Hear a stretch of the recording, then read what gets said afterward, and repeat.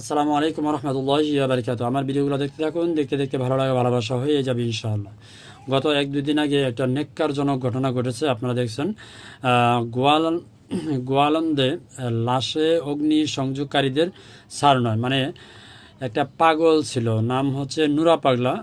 বেশ কিছুদিন আগে, সম্ভবত আমার যদি ভুল না হয় ২০২৪ সালে তিনি ইমাম মাহাদি হিসাবে দাবি করছিলেন। অর্থাৎ একদম মানে মেন্টাল। যারা ভিডিওগুলো দেখছেন তারা বলতে পারবেন। তার নাম হচ্ছে নুরুল হক নুর বা এরকম আর কি, নুরুল হক মোল্লা ওরফে নুরু পাগলা, মানে নুরু পাগলা বলে সবাই ডাকতো। সে দাবি করছিল যে তিনি ইমাম মাহাদি। তো যাই হোক, সে মারা গিয়েছে আজকে কয়েকদিন যাবৎ। মারা যাওয়ার পরে কিছু ইসলামিক গোষ্ঠী, মানে নামধারী ইসলামিক গোষ্ঠী, আসলে তারা আদৌ মুসলিম কিনা আমি জানি না।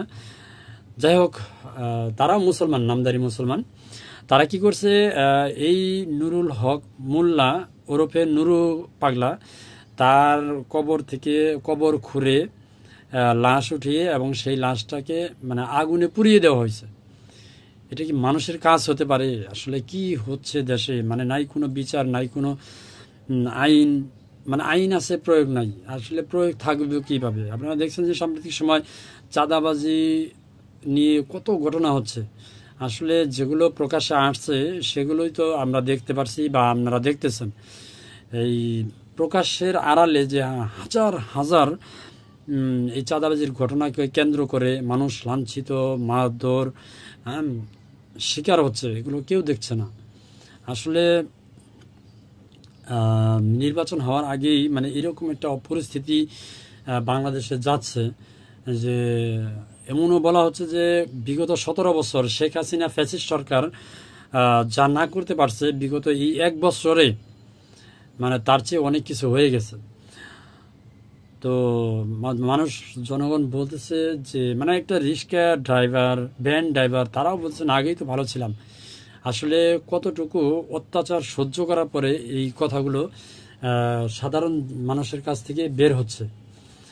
তো আসলে এগুলো বলে লাভ নেই, কারণ ক্ষমতা যার, সব কিছুই তার। এগুলো হচ্ছে পাওয়ার।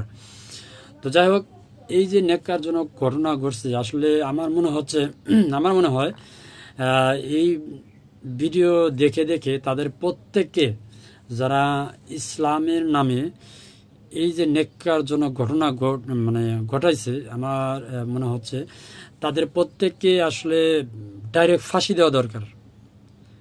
মানে ডাইরেক্ট ফাঁসি দিয়ে দরকার, ফাঁসি দেওয়া মানে দেওয়া উচিত। মানে তাদের ফাঁসি ছাড়া আর কোনো বিচার মানে হতেই পারে না। কারণ একটা ব্যক্তি, হ্যাঁ, অপরাধ করছে সে, কিন্তু সূত্রে জানা গেছে সে আধা পাগলা আর কি, হাফ মেন্টাল। যাই হোক, মেন্টাল হোক আর ভালো হোক, সে তো মারা গেছে। মারা যাওয়ার পরে মানে তার কবর থেকে তাকে উঠিয়ে এনে তাকে সেই লাশটা পুড়িয়ে দেওয়া, এটা কোনোভাবে কি মানুষের কাজ হতে পারে? আমরা দেখছি সাম্প্রতিক সময় না, আজ থেকে প্রায় ২ বছর কি ৩ বছর হবে,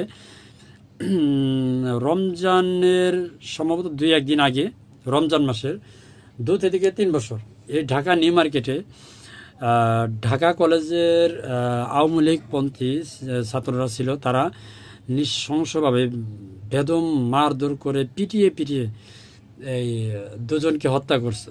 এটা আপনারা দেখছেন।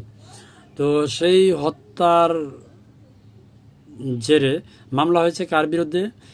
বিএনপি করতো, ওই ৩ বছর আগে বিএনপি করতো, ৪ বছর আগে মারা গেছে, তার নামে মামলা হয়েছে যে কবর থেকে উঠে এসে তাকে মারা হয়েছে। অথবা আবার আরেকজনের নামে মামলা হয়েছে, দেখলাম ৭ বছর আগে সৌদি আরব গেছে, তার নামে মামলা হয়েছে। মানে তার একটা অপরাধ বিএনপি করতো। তো মানে ওইটা হচ্ছে ফ্যাসিস্ট সরকারের সময় এরকম, মানে যারা অত্যাচার করতো তাদের কাছে তাদের মামলা হতো না, কারণ তাদের একটাই পরিচয়, তারা আওয়ামী লীগ। মামলা হতো কার নামে? বিএনপির নামে। সে ১০ বছর আগে মারা যায় থাক, বা ৫ বছর আগে বিদেশে থাক, বা দেশে থাকুক আর না থাকুক, তার নামে মামলা হয়ে যেত অটোমেটিক। বিশেষ করে ওই সময় যে একটা প্রতিমন্ত্রী ছিল, ওর নাম কি, মাহমুদুল